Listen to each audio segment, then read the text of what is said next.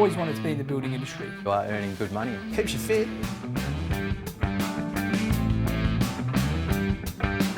Great feeling of satisfaction. I own my own business. Once you're a qualified tradesman, you're pretty much set up. So many career paths. The variety of work is just phenomenal.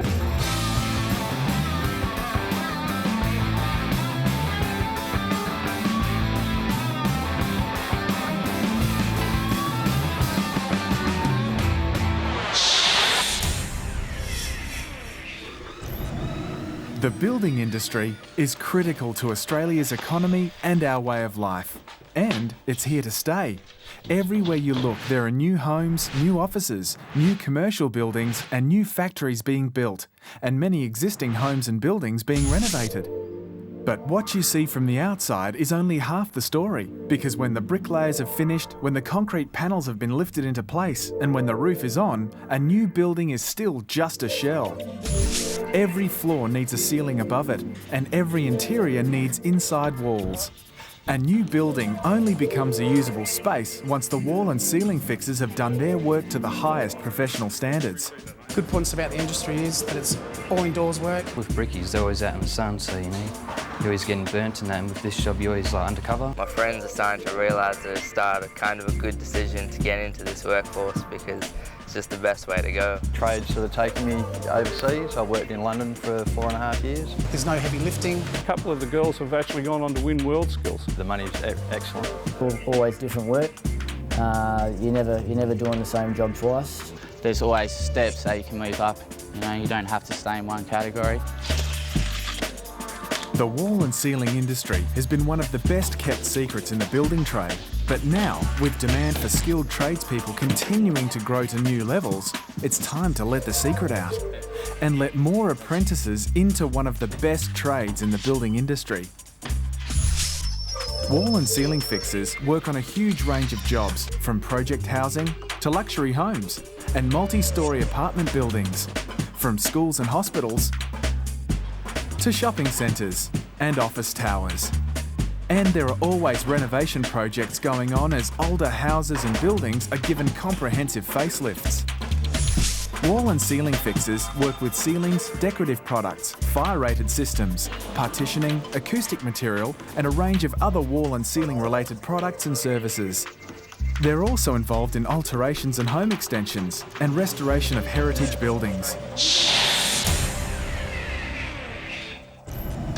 The nature of the work varies from job to job. In housing, the tradespeople measure and cut plasterboard sheets to suit the individual rooms of a home. These sheets are lifted into position, then glued and screwed into place. When all the sheets are in place, the joints between the sheets are concealed with 3 coats of jointing cement. In most parts of Australia, except Perth, plasterboard is used on the walls as well. Cornices are used to conceal the wall and ceiling junction. Cornices range from quite simple and functional to highly detailed and decorative. This part of the job requires highly developed skills, especially when the large plaster cornices are used. These days, new houses are getting bigger and bigger, and the detail in the ceilings is becoming even more sophisticated with coffered ceilings, stepped bulkheads and decorative cornices. It all adds up to even more demand for skilled wall and ceiling fixers. The work is different on commercial projects. Most of these jobs have suspended ceilings attached to metal grids that hang from the roof structure or the concrete slab above. Plasterboard is screwed up to the underside of the grid and flush jointed. These types of ceilings are often very detailed, such as the ones you see in shopping centre malls. Suspended ceilings can also use T-bars, which remain exposed. Plasterboard or mineral fibre ceiling panels are dropped into the grid. The metal suspension is painted on the underside and remains exposed. You've probably seen this type of ceiling in supermarkets and offices. As you'd expect, ceilings aren't the only things wall and ceiling fixers work on. They also do walls. Not the outside supporting walls that hold the building up, but interior walls and partitions that create the rooms inside. Usually, these are metal stud wall systems. Plasterboard sheets are screwed to the metal framing, flush jointed and sanded. In office fit-out work, the wall and ceiling contractors are also responsible for installing door frames, doors and glazing. As a wall and ceiling fixer, you have the opportunity to learn different scopes of the trade. It's always something new, always something different. In this industry, you can find yourself working at heaps of different places. Banks, restaurants. Putting in all the offices, doing steel partitioning. Universities and schools and hospitals. The variety of work is just phenomenal. It gives you a good understanding of general building. You could almost call yourself a builder.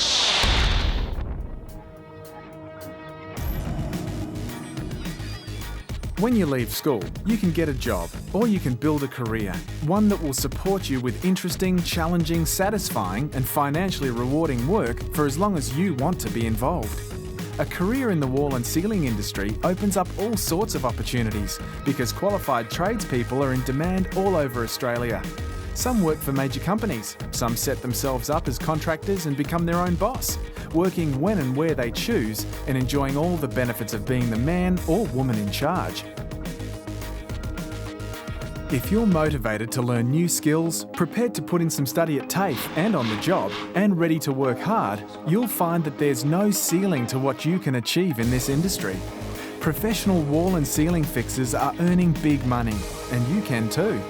The money in the industry is exceptional. At the moment, I'm trying to save up for a house. A lot of holidays.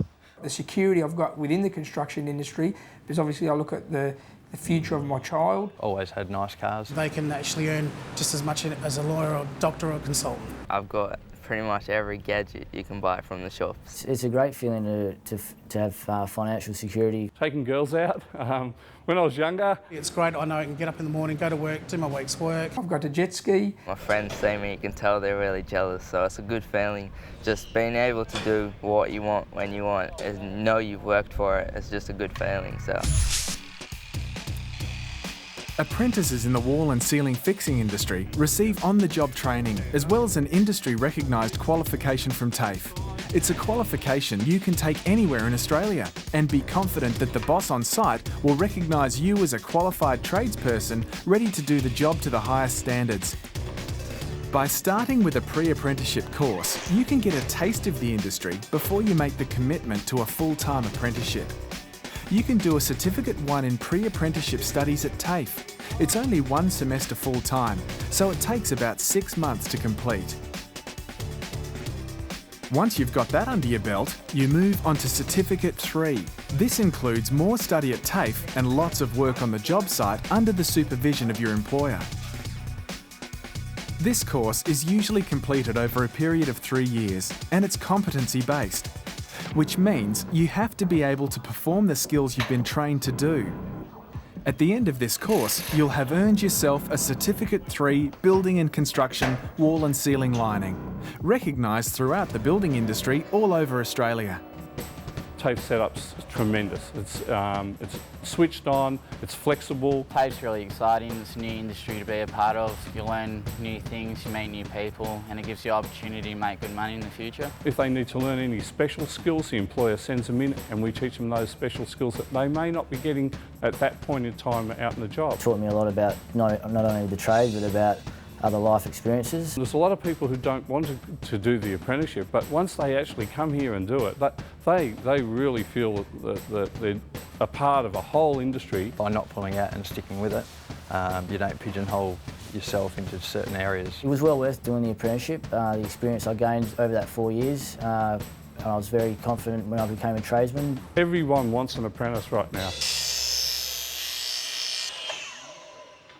Once you've finished your apprenticeship, your career path is pretty much up to you. The next step is usually to become an employee or subcontract tradesperson. But pretty soon, you might decide it's time to start up your own business as a self-employed tradesperson. Further down the track, you could become a supervisor or site foreman. From there, it's not far to becoming a project manager or an estimator scheduler working for a major contractor. You might choose to become a representative for a supplier or manufacturer, or decide to pass your skills on to the next generation of apprentices by becoming a lecturer at TAFE. The fact that you learn a lot of skills, it also keeps it interesting and it gives you more employment opportunities. After I finished my apprenticeship, eventually owned my own business. I started off as a junior estimator for a ceiling company, And over the years that progressed into them becoming a contracts administrator, to a contracts manager, to a project manager. So there's so many career paths, even for me coming into teaching. What I want to do is build myself up in subcontracting and then go contracting for myself. The best things about owning your own business are you are your own boss. While you are doing an apprenticeship, you can go on and still do part-time and builder's registration, become a builder, supervisory courses, become a supervisor in your own trade or in the building trade. You can do it through a subcontract where you can work as many hours as you want, and basically you're on a price, so the more work you do, the more money you make. If you do end up getting a wall and ceiling apprenticeship, the job credentials can take you anywhere around Australia, even possibly opportunities around the world. Employers are screaming out for good people who've got a straight head and want to do something. It's just all there ready for them. The wall and ceiling industry gives you the opportunity to build a career that promises interesting challenges, financial and career rewards, and lots of job satisfaction. Qualified wall and ceiling fixers are in demand all over Australia, so if you want to grab your share of an increasingly profitable industry, now's the time to start. The wall and ceiling industry has interesting and rewarding careers for people just like you.